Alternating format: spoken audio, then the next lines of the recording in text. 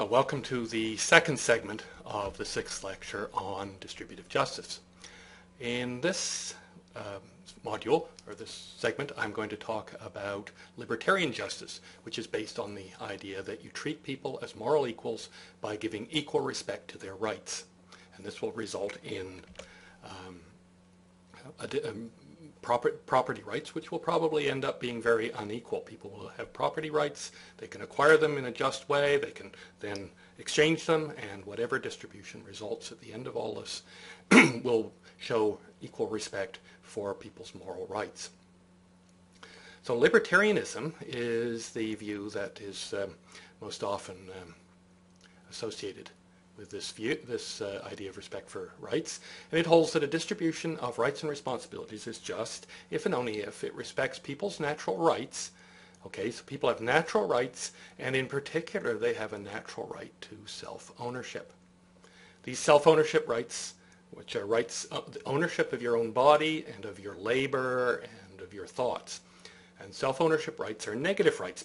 They say people must not interfere with your exercise of these, with your ownership of yourself. You mustn't take parts of your body without asking, without your permission. So hence, they're negative rights, they're liberties, and hence libertarianism, this belief in liberty, and it is a theory of justice based on liberty.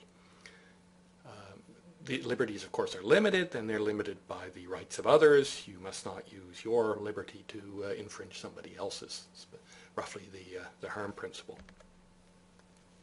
Now, how do you get a theory of justice going here? Well, you've got to have some way of getting private property into the mix. People have to acquire property rights. And John Locke, a 17th century English philosopher, wrote what's probably the most famous argument in political philosophy. He argued that from self-ownership you can get thing ownership. I'll just read what he says here. Though the earth and all inferior creatures be common to all men, initially everything in the world is common property, yet every man has a private property in his own person, self-ownership, and there's nobody that has any right to that but himself. That's your self-ownership, your property in your own person, including the labor of his body, the work of his hands, we may say, are properly his. Whatsoever then that he removes out of the state that nature hath provided, the common property, and left it in, he hath mixed his labor with. And this is the guiding, the metaphor. You mix something you own, your labor, with something you don't own, which is the outside world. You join to it your labor, and therefore you make it your private property. At least, when you don't waste it. It's not here, but it's later on. And it also, you must leave as much and as good in common for everyone else. As much as good has to be left for others. And that is, of course, a problem for this theory. So based on this, libertarians like Robert Nozick have constructed an argument for private property rights. So you have people start with equal natural rights of self-ownership. That's where you start, particularly to your labor. You then mix your labor with something that you don't own, and as long as you leave as much as good for others, you come to own it. It becomes something that was common property now becomes, or that was unowned, now becomes your private property because you've mixed something you own with it, which is your labor. So you have a natural right to your initially acquired property. That's the argument. This property includes, this property right includes the right to particularly give, sell, or trade. Okay, and once you can trade, now you have a free enterprise system going with no limits on ownership, so it becomes a capitalist system too. You can own the means of production. So people have a natural right to any property that either they acquired by initial acquisition, which is that process of mixing, or by just transfer from others, i.e. they've bought it or been given it or traded with others for it. And property rights are distributed justly when they are acquired in these two ways. So as long as there's been this process of initial acquisition and then transfer amongst people of property rights, whatever distribution that results from that, including ones that are highly unequal, is a fair one. That's the libertarian view. Of course, it has its critics, and I'll just run through a few of the problems that people have brought up. I mean, in actual fact, property rights were mostly acquired by force. If you look at the actual history of how people came to own land, for example, you will follow it back through conquests, and in Europe there would be lords and barons and whatever warring over it and taking it from one another and oppressing their serfs, etc. So in actual, it's an idealized view of how our present property might have come about, which may not have much basis in reality. This notion of mixing is a metaphor, and it's maybe not a very good one. Mixing something you own with something you don't own, you thereby come to own it. Nozick has an example where he says, well, suppose I have a can of tomato juice and I pour it in the ocean. I've mixed something I own, the tomato juice, with the ocean, which I don't own. Do I thereby come to own the ocean? No, it doesn't make sense. So mixing is not a very good metaphor here. And people who would normally like to think they own private property might be a little bit aghast, for example, when they emit pollution, and the pollution gets mixed in with the environment around the world. People like to think when they get emitting pollution, they're losing the pollution, not gaining responsibility for what's happened in the world. This idea of leaving enough and as good for others also doesn't work very well. Enough and as good is the operative phrase.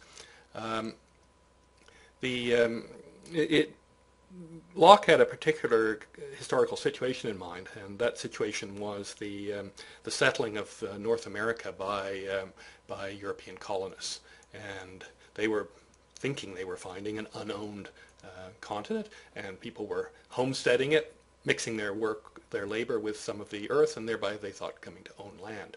Well, of course, eventually they ran out of land to take from, that they thought was unowned. In fact, they are actually acquiring it by force or deception or perhaps disease or whatever. So that metaphor might have worked at Locke's time, but this idea of leaving enough and as good for others is very suspect now. What goes on, Nozick, who tried to make this into a better defense for libertarians, replaced the mixing metaphor with producing compensating value for others. So if everybody acquires a bunch of land, and by farming it instead of just watching trees grow, they are able to produce more value for people who then have to be, say, employed to work on the farm, then that is the same as leaving enough and as good for others. The trouble with that is that value is usually produced by specialization in the division of labor and not just by individual effort. You will remember that Adam Smith's pin factory, which is a sort of theme of this course. You'll be probably sick of it by the time you've finished this set of lectures. Remember the pin factory. This is Adam Smith back in the late 18th century. Notice that when working alone, a pin maker could only produce a small number of pins. He said between 1 and 20. But working in a pin factory, 10 workers specializing in what they did best could produce, he said, 48,000 pins per day. So the output went from working alone, 1 to 20 pins, to working cooperatively and producing 4,800 pins, which is a significant gain from cooperation. And you can see this in these simple models, right? Here's Jack and Jill. Jack's better at producing pinheads. He can produce 9 an hour versus 1 point. Jill is better at producing points than heads. If they work alone, they can, in a 10-hour day, they can only produce 9 pins each, and a total of 18. But if they work specialize in what they do best, then in 10 hours Jack can produce 90 pinheads and Jill can produce 90 pinpoints, and if they stick them together they've got 90 pins. Working cooperatively, they can produce a lot more than they can working alone. And this, so a lot of the value produced in a free enterprise society that runs on property and contracts is produced by this cooperation, not just by individuals producing more that then other people can use in compensation for not having anything left on which to work initial acquisition. Now, Adam Smith thought that this division of labor and the things of cooperation, etc., came from the human propensity to truck and barter and exchange. It's a kind of another famous thing that he said. He thought that somehow that markets gave rise to the division of labor, and no doubt they do, and they enable the division of labor. But they're not the only way. I mean, you can also create division of labor and cooperation through slavery.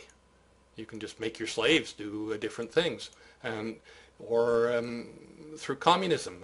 Soviet Russia, 50 years ago, wasn't using trucking and bartering. It was using central command system. And the only thing is that these systems are not as efficient as the market, and we'll see later an argument for why the market under conditions of perfect competition is maximally efficient. But there are limits to even markets. For example, not everything. Most of the work that's done in a modern society is actually most of the production is done actually by large bureaucracies. Those bureaucracies are not government bureaucracies; they're joint stock corporations. And there's a question of if the individual trucking and bartering is the best way to create a division of labor, why do these large bureaucracies known as business corporations, why do they exist?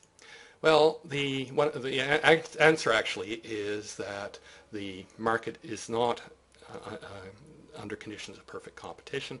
There are transaction costs in producing things, and those transaction costs become very large when you try to produce something very complicated. And the transaction costs are external. They're problems with perfect competition. And business corporations, according to Ronald Coase, the second Coase theorem, business corporations arise in response to this market imperfection. Anyway, maybe we'll get time to talk about that later. So here's a question for you. Which of the following is the best example of a libertarian theory of justice? Which one of these statements would a libertarian most likely subscribe to? Pause the video, think about it for a second, and I'll come back and talk about it.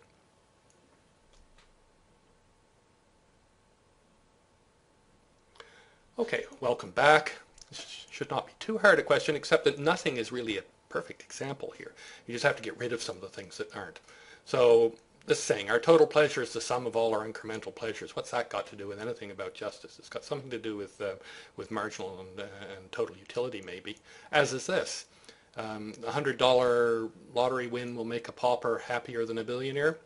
Well, basically that's saying something about the diminishing marginal utility of income. It's nothing about treating people's rights with equal respect. Everyone will be happiest if we remove income inequality. Well, here we have a theory of justice. And in fact, it's, as we'll see in a later video here, it is the utilitarian theory of justice.